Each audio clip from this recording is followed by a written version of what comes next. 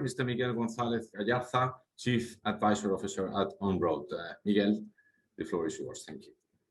Thank you very much, Eugenio, and thank you very much, Team Sweden, also for the invitation. I'm humbled to share the panel with such prestigious actors from the public and the private sector, and I will humbly try to address one issue that is, I think, common to all these mobility debates, which is education. How do we teach people to drive and to use mobility? So we'll share my screen now and share with you this little presentation. And as I was saying, our point, our vision at Onroad is to enhance driving education to facilitate access to smart mobility. What I will try to do now is to start with the problem and the situation today with driving education, which is, I think, the basis for our activity, and then work towards what we think can be the solution or a solution to ensure better driving education, which in turn will ensure better access to mobility for young people.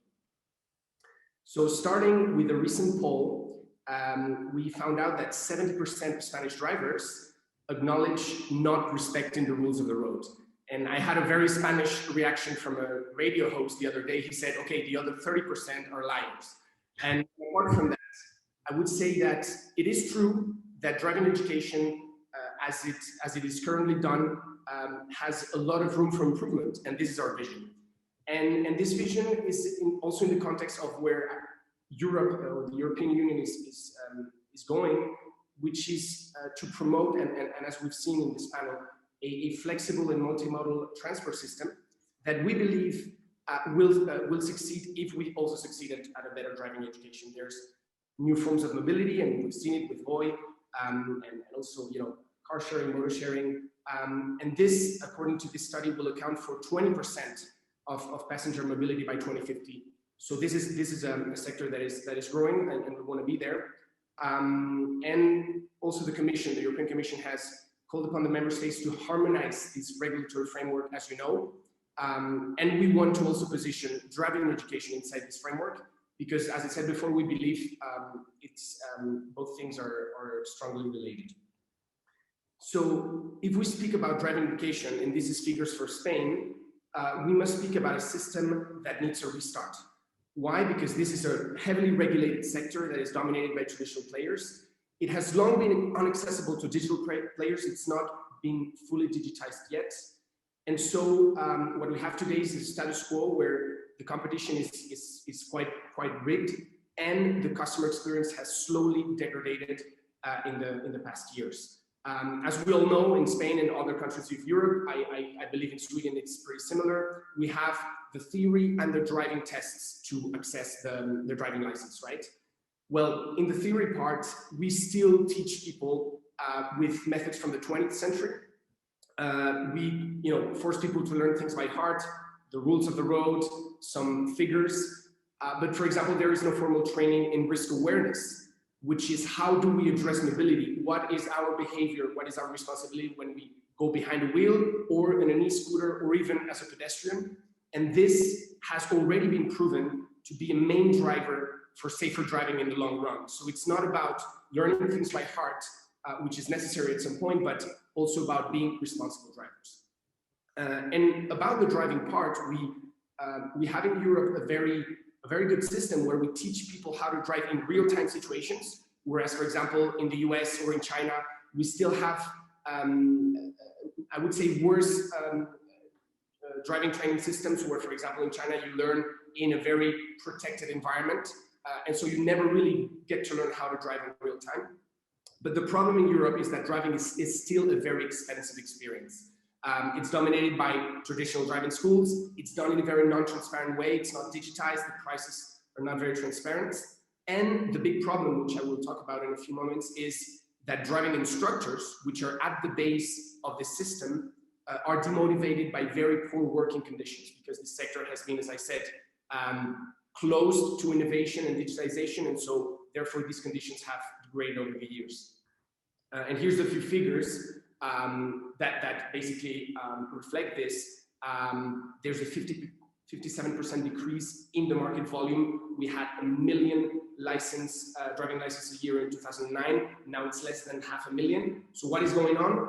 Probably the crisis in Spain. With the crisis, very fewer people have invested in the driver's license, but also new forms of mobility. And what we believe is that the driver's license, or the formal training, driving education, is at the basis for this future mobility. So it's not good news that less people are getting their driver's license. More people should access driving license, because also it's an access to employment, to independence, and to freedom.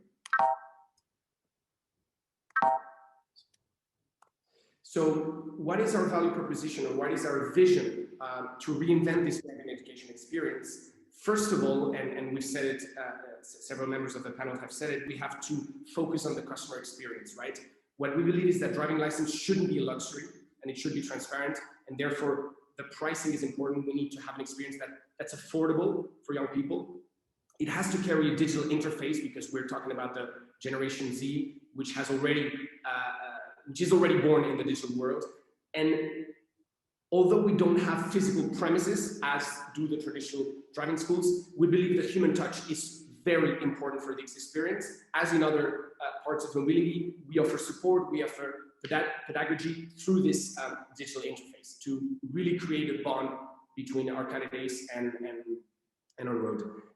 As I was talking about the instructors, we offer better conditions to these instructors, because we believe that the people that are teaching young people how to drive have a very, very important mission, and they need to have better conditions. And this is the basis for the future driving education that we're building, is that the driving instructors have better conditions. And the last part, and not least important, is the interface with the administration. As we all know, the traffic authorities, la Dirección General de Tráfico in Spain, are working to basically reduce road accidents, which is still a very important cause of death in Spain. And we're working with this administration towards this vision of 0 victims. We also advocate for an evolution in regulation, because regulation is also a burden for digital players that, as ourselves, we want to enhance the system. And we're obviously also working with the traditional sector, which is formed of 17,000 driving instructors today in Spain, who will obviously work with us or find a solution in this new paradigm, because the traditional driving schools need to evolve, but the instructors are the same, and so they need a better future themselves as well. And so in this vision of basically enhancing driving education to ensure better access to mobility, we see that this will have several impacts, both in the short and the long term. In the short term, what we're looking for is to educate safer young drivers. And José María from Volvo were saying that safety is at the basis of mobility, right? And we also believe that. We believe that young drivers, the people that are getting the license today, they need to be, above all, responsible at the wheel and in general. Because today in Spain, you can have your driver's license, but you can also be a very unsafe driver. And this is the main cause for accidents in the long run. So this is the first impact that we want to bring to the sector.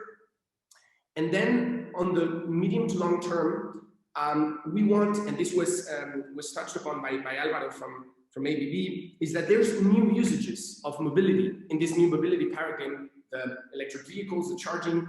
We want to ensure that driving education today is adapted to this new mobility paradigm. And obviously, as Alvaro was saying, these technical features change, right, very, very fast. But we want to ensure that young people are aware of where mobility is going, of the main technical features, and also, as I was saying before, the responsibility to use all these mobility features, because this in the long run will allow for a better usage of mobility from the public. And here we are in the long term, but not so long, because right, this is coming very fast.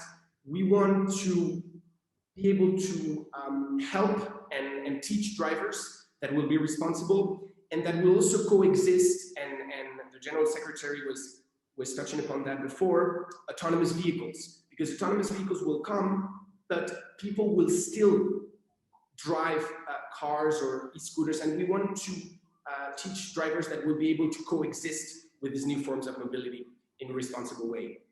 And if we are successful at that, if this vision becomes a reality, we believe that our main impact will be that we will be able to reduce road accidents in the long run. In Spain, road accidents have been reduced dramatically in the past 10 years, thanks to the point-based license, for example, thanks to radars, thanks to more controls. And now we have an incompressible quantity of accidents that are caused mainly by the human factor.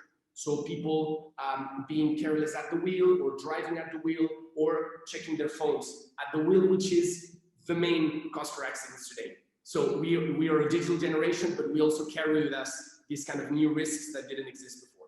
So this long-term vision about reducing road accidents is something that we share with the traffic authorities and other mobility actors. And also in turn, this will help us build a safe ground to build smart cities, right? Because smart cities will be a place where mobility will completely change. And what we believe is that with better driving education, we will have safer and better smart cities.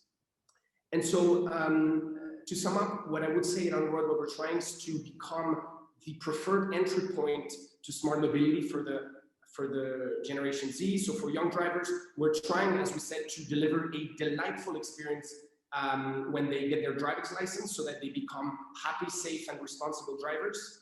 And based on this positive experience, we want to offer subsequent products and services, such as insurance, access to mobility, etc., because we don't want to drop them when they get their license. We want to be their partners, their mobility partners all along their life. We also believe in continuous learning and not just getting your driver's license at 18 and then not receiving any education later. We also partner with mobility actors, and as I said, I'm humbled to share the panel with such prestigious actors, because we want to, we're already partnering with driving instructors in school to deliver this driving education, but we also want to partner with mobility providers such as yourselves, so that our users, once they get their license, they have this many options, right? And this information and access to this new mobility paradigm. And as I said before, obviously, and I think we all share in the business panel this vision to work with the administration to help the administration achieve these standards of better driving education that they have set themselves. We advocate, as I said, for better regulation, because we know, we believe that it will ensure better experience. And most of all, I think in the long run, our value added for the administration is that we will provide data and expertise to inform the public policies in the mobility and transport areas.